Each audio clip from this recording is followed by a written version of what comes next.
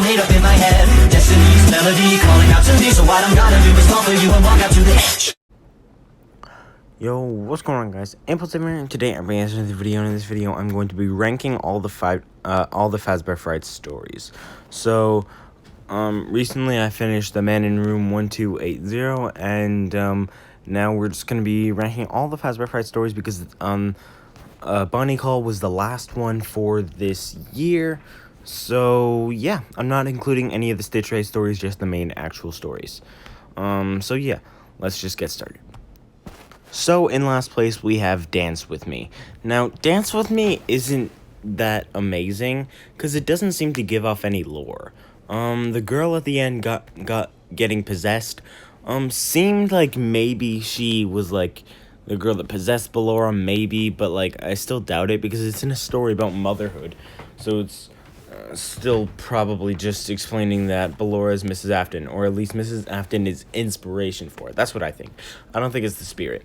But yeah, Dance With Me is an alright story. It's not amazing. It doesn't seem to give any lore. The glasses might actually be how FNAF AR works, but like, FNAF AR is actually animatronics come to you, so that still wouldn't make much sense. But yeah, that's all I have to say for Dance With Me. It's just not amazing, but it's not terrible either.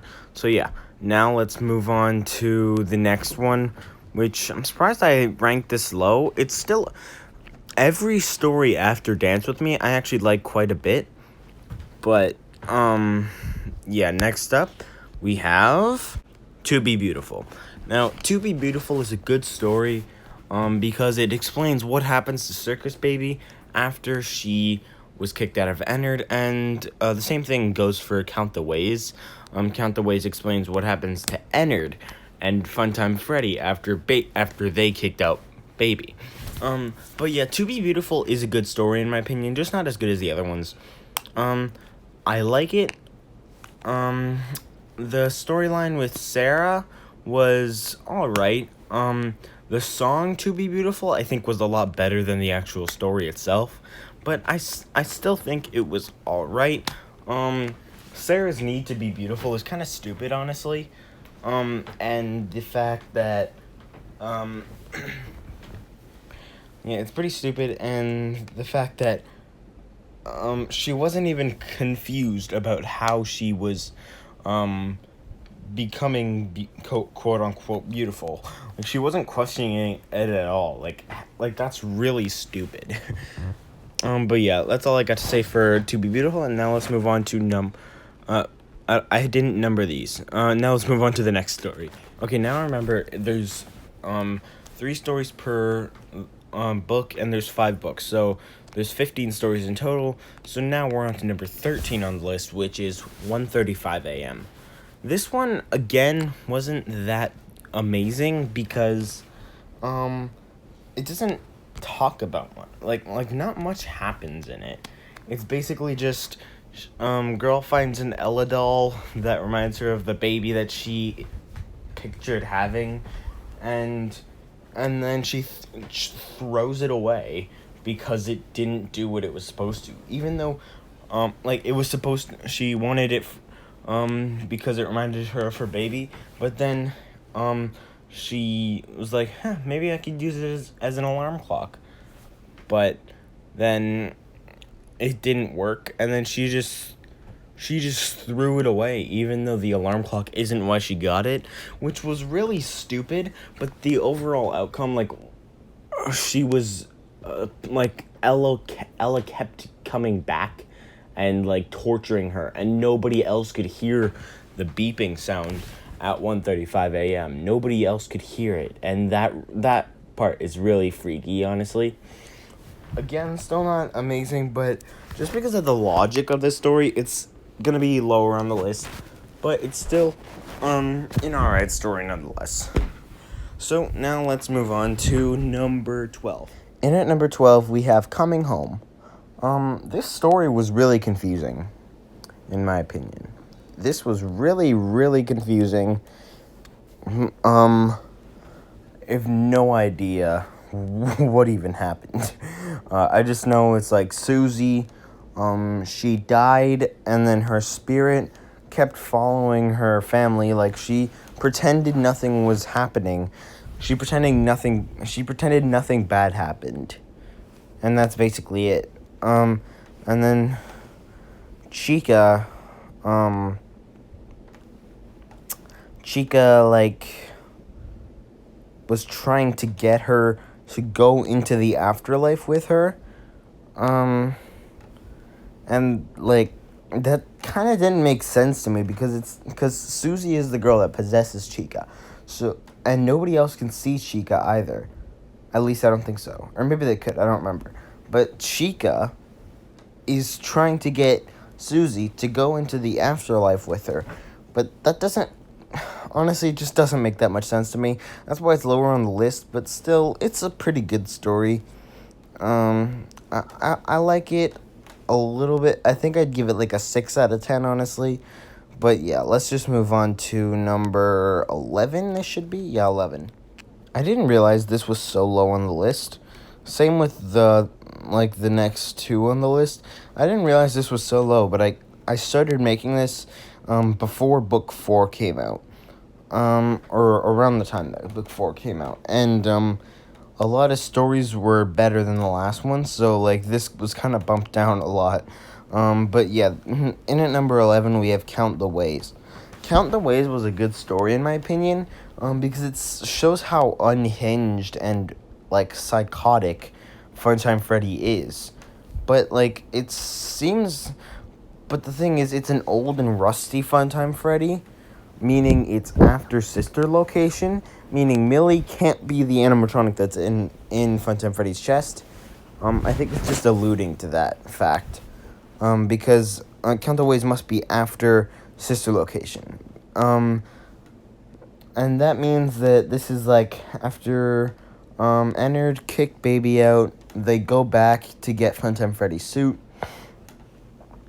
Yeah, they go back to get Funtime Freddy's suit. They like try to rebuild it themselves as much as possible, and then they like hide in the legs so they can continue to like capture people and stuff. And then that's how Millie gets in there. So yeah, Ennard is still Funtime Freddy. Funtime Freddy here is still Ennard.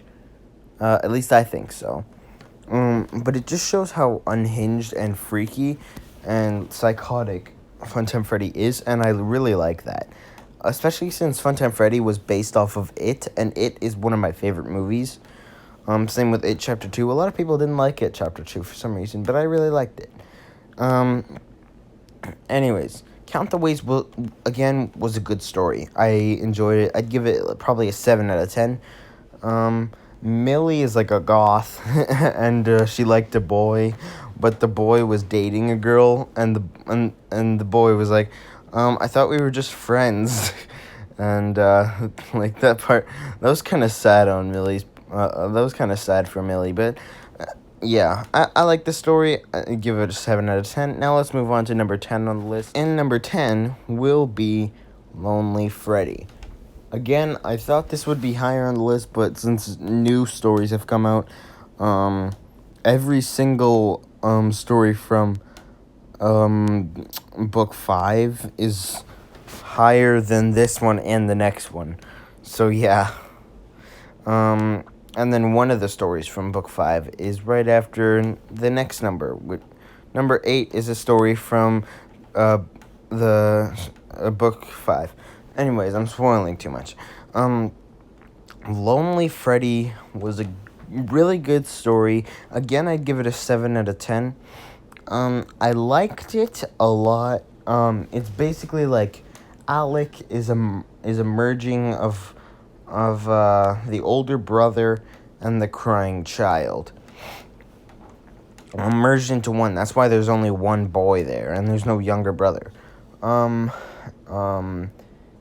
yeah, Lonely Freddy is theorized to be what psychic friend Fredbear is. I do believe that theory, kind of. I think that's probably the case. But yeah, this story was good, in my opinion, because of just like the storyline. Alec is like really dickish a lot, and it's just really cool to see how this was unraveled. how he got mad when his sister was trying to be nice to him, and then after that he regretted everything, but then he didn't have time to apologize, and before the lonely Freddy switched with him, and that was just really kind of sad. Honestly, it was kind of a sad story. But yeah, I really like the story, and the build up to the ending is really cool. So yeah, now let's move on to number 9. In at number 9, we have Room for One More. So basically, the main character Stanley seems to be the character that that was in Sister Location before we were. Remember, Hand Unit or Baby said, someone before you crafted the space under the desk and whatever. I'm guessing that was Stanley, considering everything that was going on. A lot of people think Stanley's probably a parallel to Michael. I do believe that as well, kind of, but I also think he's a different character entirely in the book, in the game universe. I like this story because of the build-up. Like, Stanley's, like, swelling up a lot. Stanley's swelling up a lot, and he has no idea why. He's like, I don't want to go to the doctor because, like, they couldn't tell that my father was going to die or something like that. I don't remember exactly. But yeah, he didn't want to go to the doctor. And then he didn't have time to because he died too quickly. He was having, like, dreams about the fun times and stuff, even though he'd never seen them before. And that's really cool. Like, the build-up is so cool. And yeah, I really like this story. Not as high as the next ones. It's nearly midway through the list.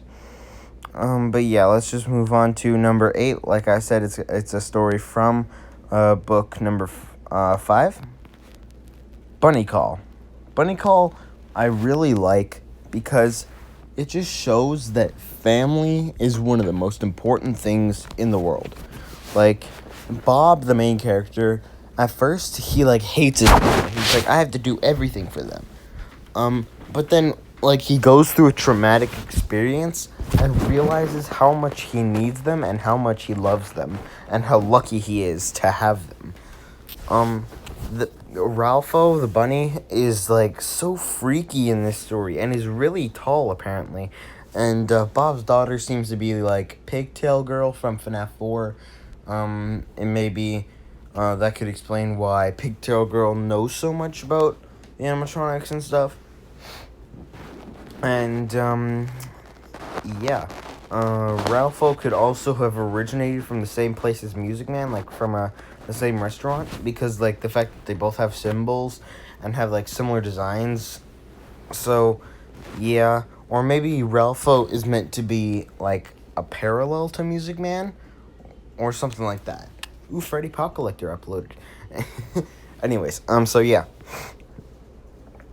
I really like Bunny Call. It's about midway through the list now, and now let's just move on to number 7. Okay, guys, now we're gonna move on to, I think, number 7, and it is Step Closer. Step Closer is a great story. We see more evidence for Mike Bro. Some people think it's evidence for Mike Victim, but I definitely think it's Mike Bro. And it's just a really fun story. It's like Pete is, like, cursed by Foxy, and he's having, like, nightmares of him and stuff. And it's really cool. And I love the way, like, it shows off Michael Afton and, like, the nature of him and how kind of, like, brutal he is to his brother and how rude and stuff. But it also shows that he can be victimized, just like how he was in Sister Location and even in FNAF 6 when he burnt. And it was really cool. It was a really good story. I'd give it probably 8.2 out of 10. But yeah, now let's move on to number 6. Number 6 on the list is going to be Into the Pit. This is a lot of people's favorite Fazbear Frights story, and also the first ever Fazbear Frights story. And it still holds up. It's a really good book. It is 6th place, but it's still a really good story.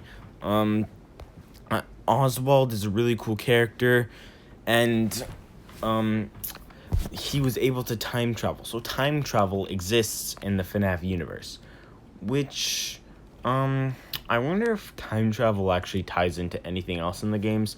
It may. It very well.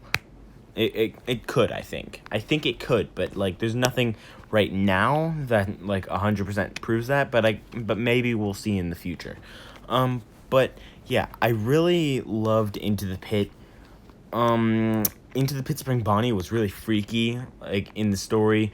I'd like to remind you that for most of these stories, I've only watched Daco's summaries of them and stuff, but still, I really like them.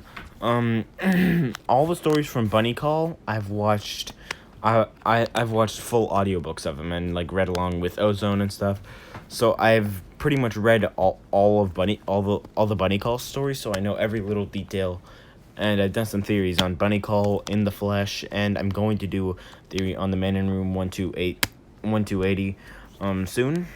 And yeah, but just wanted to remind you, Into the Pit is a really fun story.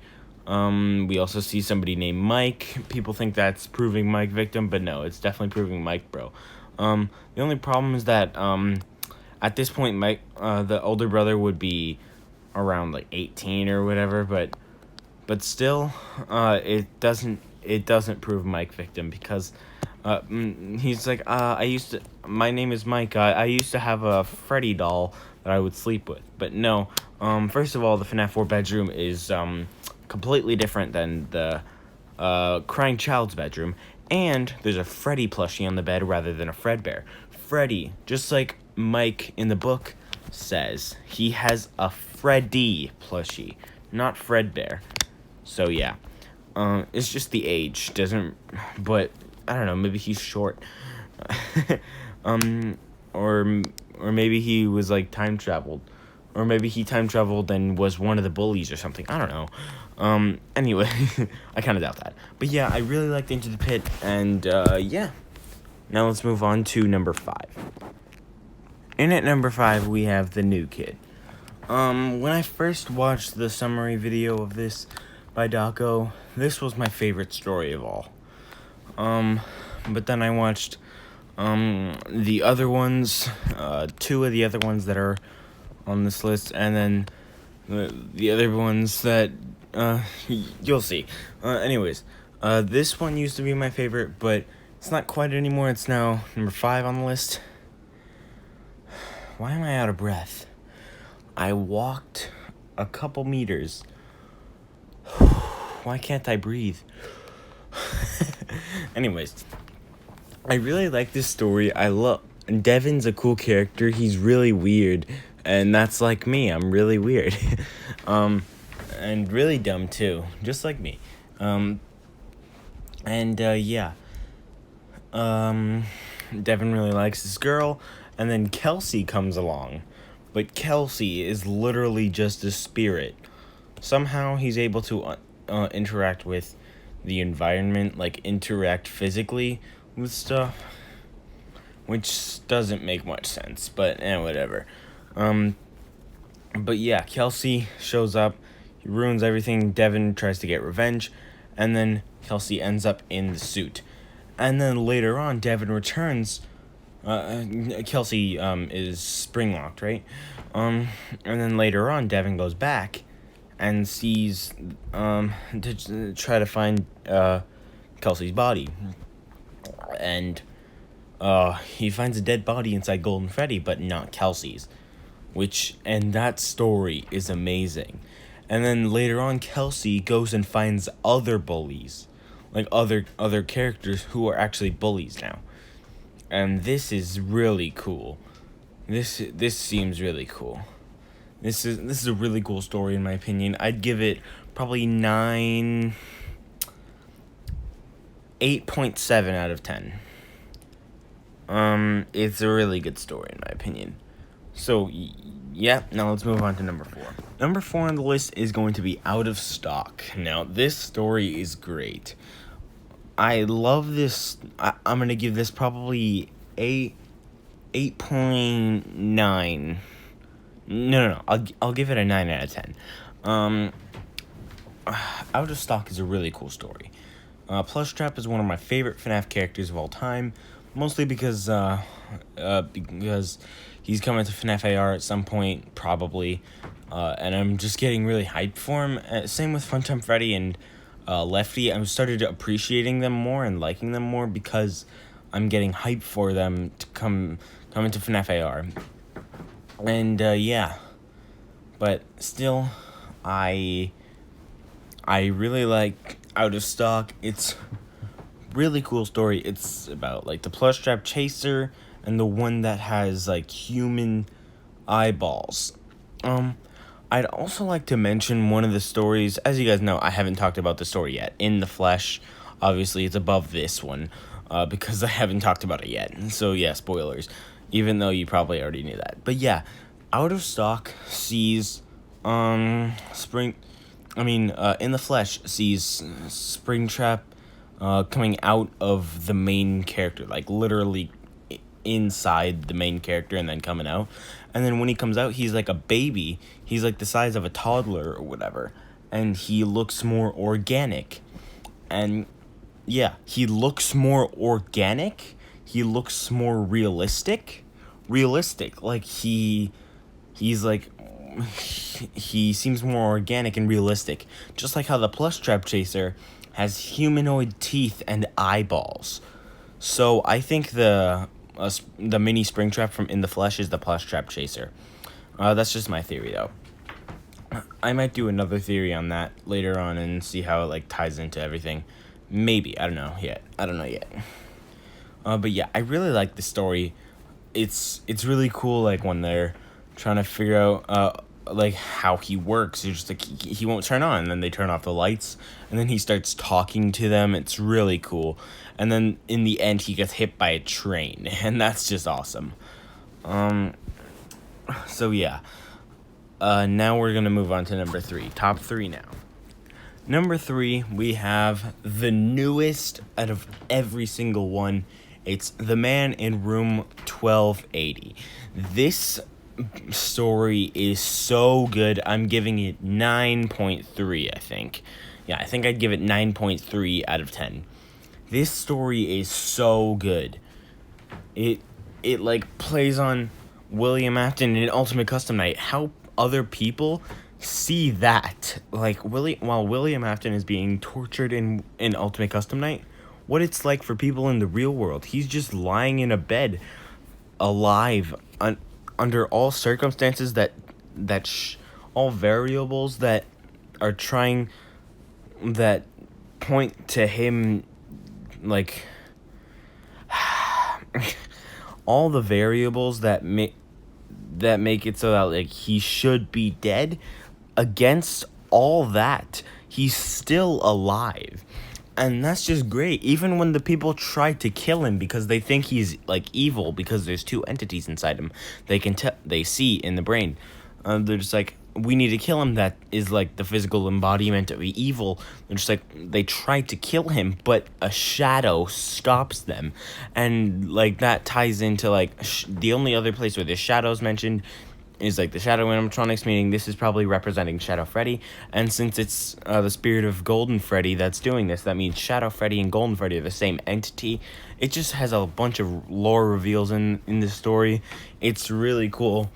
It also shows Andrew and the guy that he attached himself to, but also Old Man Consequences, who seems to be the same character as Andrew.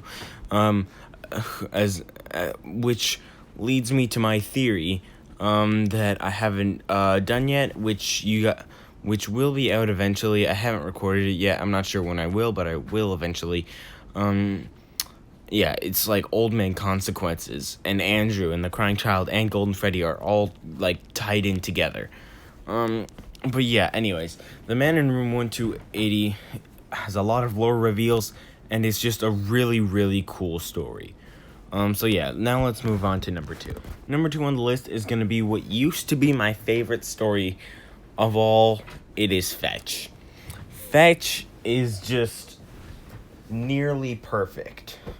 There's only one story out of all that I would think is perfect.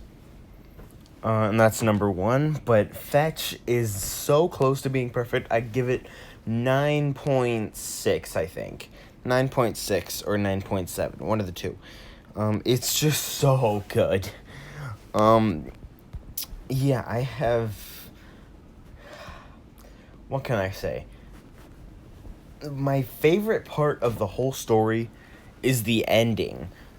I'm gonna spoil it right now. Greg, the main character, his crush was killed by Fetch. Like, Fetch is like a sociopath. He has no idea what's wrong with what he's doing. He's just like, what's wrong? Is there a problem? He literally kills a dog and leaves it he kills a dog that's annoying Greg, and he shoves it at his doorstep. And then he's just like, done. Here you go. Now it's problem solved. And that's just so funny to me. I love this story so much. You have no idea. And yeah, I just have nothing else to say. So now let's just move on to number 1. Number 1 on the list, you guys already know, since I haven't talked about it yet, and since I haven't talked about it previously on the list, and I've mentioned it, but haven't had it on the list yet. It's of course In the Flesh. It is perfect. It is the perfect story. It is amazing. So the main character is Matt, that's funny, and his roommate is named Jason. Matt, Pat, and his friend Jason. That's funny. I wonder if that's a nod to if that's actually a nod to Matt Pat. But if it's not, that's like, seriously, that's crazy. Like, come on, Scott. Like, if that's not a reference to Matt Pat, I don't know what is. Like, seriously. Anyways, Matt is the main character. He's developing a VR game called Springtrap's Revenge, and he's created this model of Springtrap. He's created Springtrap, and he's having trouble beating it. So, and then he leaves the game running overnight, and when that happens, Springtrap, whose only purpose is to kill, he has nobody to kill, so he just recreates himself, and then the new version kills the old version, and then that happens over and over and over again, like 500,000 times, because it mentions it happened like it happens like 500,000 times. It's mentioned that it happened about it's mentioned that it happens about 500,000 times over just a span of one night, and that's insane. And then Matt goes on a bunch of failed dates, and then he flirts on Jason, his friend's girlfriend. He flirts with her, and then she tells him, and then Jason moves out, but then he needs to get his stuff, and then like Matt is growing huge. He's gaining so much weight. He's getting huge. He's like pregnant, and he has no idea what's going on. Even his pants won't fit him. Nothing in his closet fits him. And then eventually he's like, something must be inside me trying to get out. So he tries to cut it out with a knife. And when he does, Springtrap comes out of his body. A mini Springtrap, more organic and more realistic, like I talked about earlier. Probably the plush trap chaser comes out, and literally, like, Matt gave birth. And then all of a sudden, the plush trap chaser, that's what I'm just going to be like, plush trap. I'm just going to call him plush trap. Plush trap lies on Matt and says, "Daddy." And then the next morning, Jason comes to get his stuff, and he finds Matt dead. And then, like, that's the end. That's pretty much it. This story is nothing short of perfect. It's 10 out of 10 easily. You know, no. I'm going to raise the standards. I'm going to give it 11 out of 10. Okay?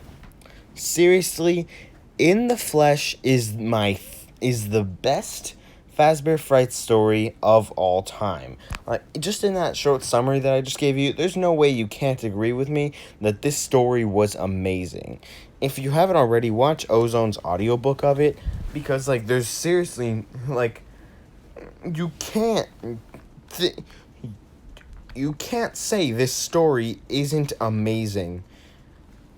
I really recommend that if you're just going to watch one of the audiobooks by Ozone, watch this one. I recommend it. Or if you want the most lore, probably The Man in Room 1280 or Step Closer. Those are the two that give away the most lore. But In the Flesh is the most enjoyable book or story. And I definitely recommend reading it or watching the audiobook videos and stuff. It's so good.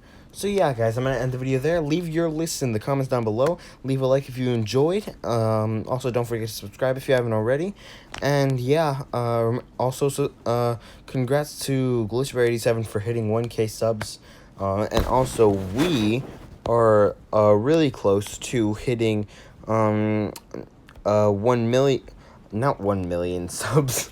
We're really close to hitting 3,000 subs. We're at we just hit 2.9k like a little bit ago. We're at 2,903 subscribers at the moment. And yeah, we're really close to 3k. I'll do a video when we are there. And yeah, I'll see you guys in the next video. Leave your list in the comments down below. And yeah, I'll see you guys in the next video. Impulsive and out. Peace.